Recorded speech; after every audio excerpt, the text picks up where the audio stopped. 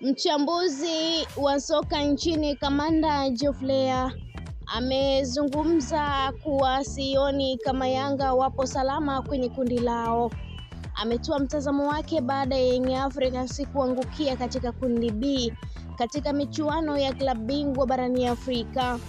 Amesema Yanga wapo kwenye kundi gumu sana na haoni kama wapo salama msimu huu, akisisitiza licha ya kuwa na matokeo mazuri kwenye michezo ya hivi karibuni haibadilishi ugumu wa michezo ya ligi ya mabingwa barani Afrika.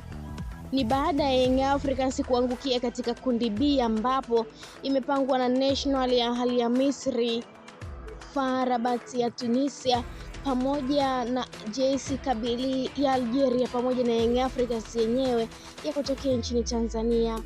Ni katika hatua ya makundi klabu bingwa barani Afrika ambapo Young Africans itatumia uwanja wa New Amani Complex uliopo Zanzibar kwa michuano ya kimataifa kwa michezo ya nyumbani, ambapo watatumia uwanja huo kama uwanja wao nyumbani baada ya kuachana na uwanja wa Benjamin Mkapa uliopo maeneo ya Temeke jijini Dar es Salaam. Mtazamaji wetu wa Neli TV, endelea kutufuatilia.